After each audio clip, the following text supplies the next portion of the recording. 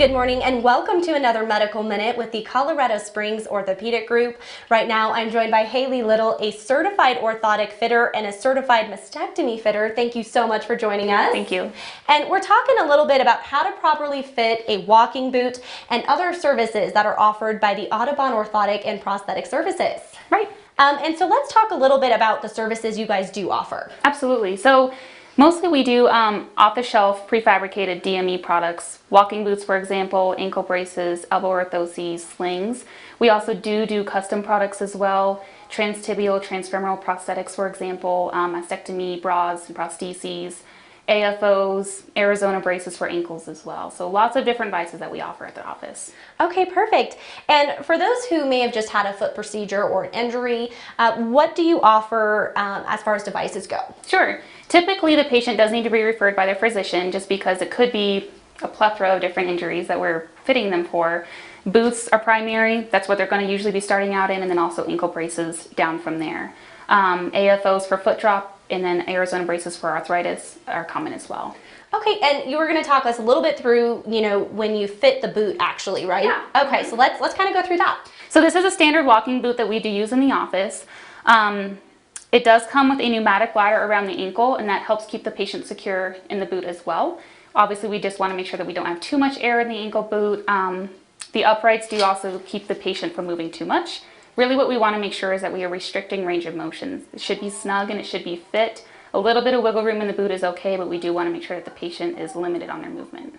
Okay, and for people that come in here and you guys help them out, I mean, that must just be a breath of fresh air for them, right? Absolutely. And what is the thing they say once they get the boot fit correctly and they're like, I can walk again? Sure.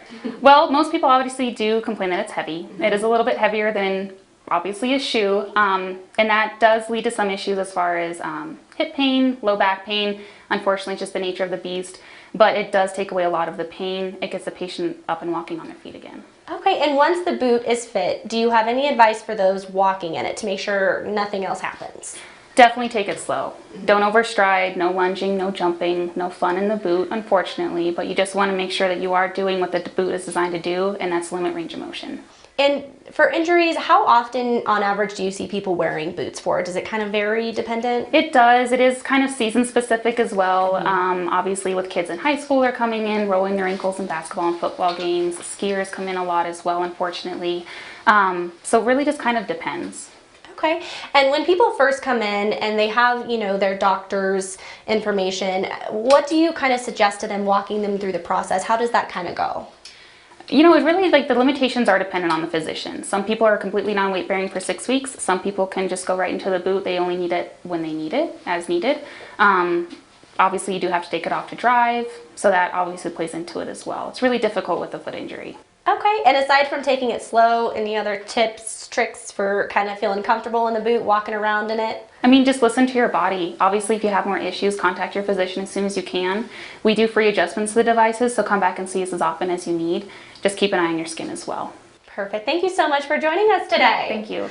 And for more information on the Colorado Springs Orthopaedic Group, you can head to csog.net.